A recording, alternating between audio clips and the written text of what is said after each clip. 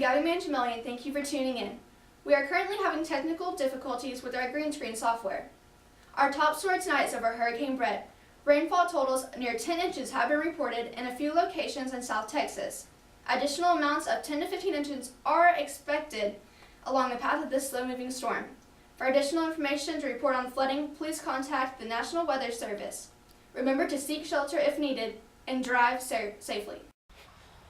Breaking news! It seems that Hurricane Brett has just made landfall. Oh no! It's coming! Ah! It's coming! It's here! In other news, most people have fallen in love with 1997's movie Titanic. Dr. O'Sullivan, world-renowned critic, is here today to give us his review on the highest-grossing movie yet. Thanks, Gabby. Titanic, the highest-grossing movie in history and directed by James Cameron, released a couple of years ago and is still being watched by thousands every day. Oh, I love this movie almost as much as Jack loves Rose. It was so great and romantic. I loved how Jack was this lower-class bad boy character and Rose was supposed to be all prim and proper, but they fall in love anyway. Then Jack draws that sexy picture with Rose wearing that super pretty necklace, and it was so steamy. And then it gets literally steamy in the car. Then Cal tries to screw it up, but it doesn't work because he's not good enough for Rose. And oh my gosh, he handcuffs Jack when the boat is sinking. Ah! But it all works out in the end, so yay. Best movie ever. 6 out of 5. LOL. Thank you, Doctor. A lot has happened in the past year. We have put together a segment with the top inventions and important people. Benjamin has a scoop. So, the top 3 inventions and advancements. Okay, we have the World Wide Web by Tom Berners-Lee. The web allows us with the key features of the internet and makes them widely accessible to the public with universal access and searches. The Hubble telescope. Layman's Sure.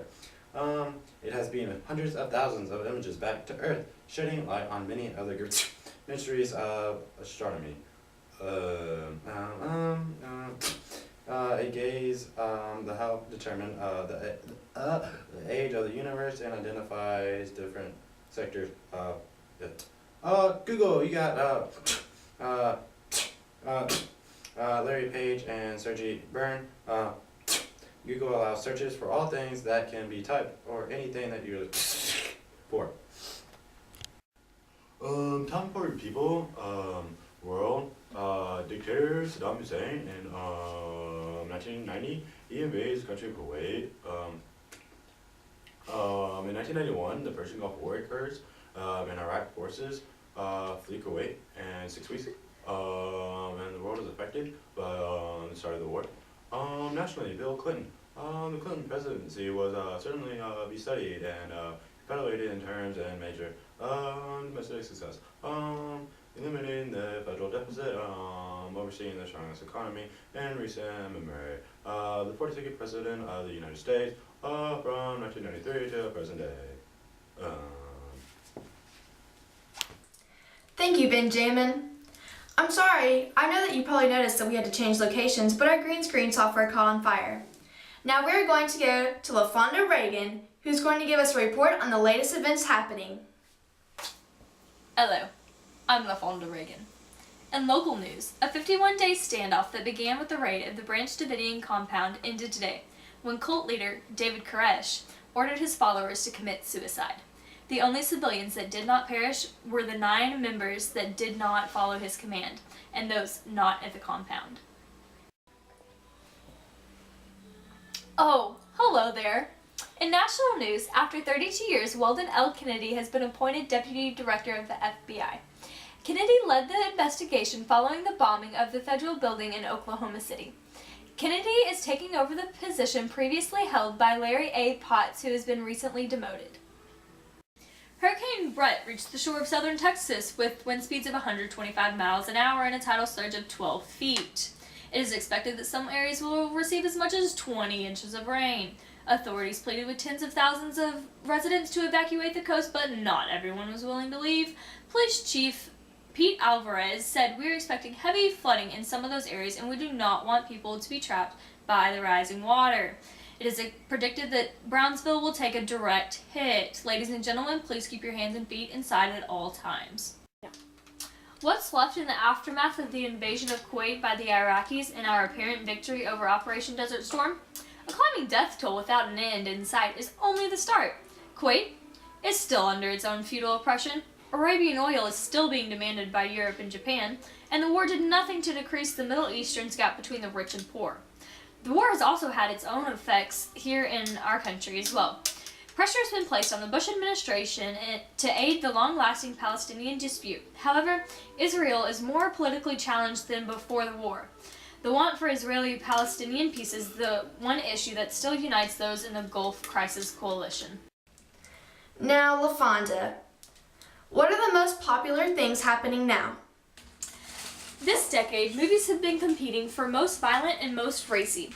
Parents are asking that warning labels also be put on movies. The Titanic, Jurassic Park, Independence Day, and Men in Black are only a few of the popular movies. The movie stars that we love the most, Tom Hanks and Julia Roberts. Tom Hanks starred in Saving Private Ryan, Sleepless in Seattle, You've Got Mail, and Apollo 13. Julia Roberts starred in Pretty Women, Notting Hill, Runaway Bride, and My Best Friend's Wedding. In the music world, Ice-T's Cop Killer has raised protests by many parents. They're asking that warning labels be put on CDs. Garth Brooks has propelled country music into the American mainstream. Other popular artists of this decade include Eminem, Rolling Stones, Billy Joel, and Elton John. For those of you who don't get out much and finally want to go and hit the club, I'm going to tell you a few dance moves that are sure to keep you from being laughed at. We have the Macarena, the Tootsie Roll, the Humpty Dance, the Rump Shaker, and getting jiggy with it. If you're going to any fashion shows, don't be surprised when you see that women have started to go a little more feminine, with floaty designs and cute little dresses. However, some women are also going for a more natural look and wearing wind pants and not wearing any jewelry. Shoulder pads have completely died out. Men are more influenced by music, wearing gaudy gold chains and rocking the grunge look. Sweatpants and baseball caps are in. However, some of the more preppy guys would be wearing collared shirts and polos. Hair is parted in the middle for the guys, but girls go with the sleek or choppy look. Now, in general, what does the population wear? In general, long line jackets and long cardigan coats are in style. Cargo pants and fitness wear is what you'll see on the streets. Now we're going to watch a clip on the top 10 most important events in history over the 1990s. The Gulf War had a major impact on present-day history. Iraq was expelled from Kuwait and many people lost their lives. On June 12, 1964, Nelson Mandela was sentenced to life in prison for fighting South African apartheid. He became a symbol for South African injustice. After South Africa's president, P.W. Botha, suffered a stroke and was replaced by F.W. de Klerk, apartheid fell apart and Mandela was released from prison. He later became the country's president. Once the internet became available in 1993, the world completely changed. Shopping, finding information, and communicating became easier for the average person. The Hutu government of Rwanda decided to murder as many people that opposed them as possible. They killed about 1 million Tutsis over 100 days just to prove how powerful they are. The people murdered represented about 20% of Rwanda's population. After World War II, Germany split into two. West Germany prospered while East Germany lagged behind. Some Westerners wished to reunite the two, but the Soviet Union always refused until 1989. The following year, the two Germanys reunited in 1990. In August 1991, communists arrested Gorbachev. They claimed he was sick, but the Soviet premier smuggled a video explaining the problem to the world. The Russian people took to the streets behind Boris Yeltsin to protest the coup. The army refused to take sides, though. Yeltsin stood on a tank to rally the people against the coup, who fell apart. Shortly after, various conquered republics began to declare their independence, and Yeltsin began to dismantle the Soviet state.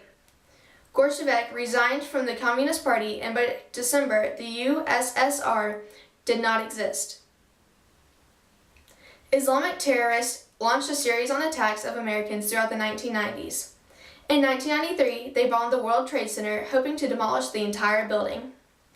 In 1996, they struck American service people at Khobar Towers in Saudi Arabia. In 1998, they killed over 200 Americans by striking the U.S. embassies in Kenya and Tanzania. The euro was a major impact on the global financial markets and on the development of the world economy as a whole. It also enhanced the power of the European United Nations and promoted its economic and political integration. The Panama Canal was finally returned to Panama after 85 years of U.S. administration. It helped the people of Panama's long struggle to resume their sovereignty. The canal was returned, and American colonialism in Panama and Latin America came to an end. When NATO bombed Yugoslavia on March 24, 1999, their barbarous act aroused strong indignation among the Chinese and other peaceful people in the world. Thanks for the clip. Now we are going to get another critic's review over their book of the 1990s. Sophie's World by Justin Gardner has two very different sides to it, and one is definitely better than the other. The first side, the textbook side, is brilliant. It's perfect for the uninformed philosopher hoping to be familiarized with the philosophy's history. However, the novelistic side is utter failure. The first two-thirds of the book are very slow, basically consisting of the giving and receiving of letters between Sophie, a young girl, and her unofficial philosophy teacher, and the father of a mysterious girl.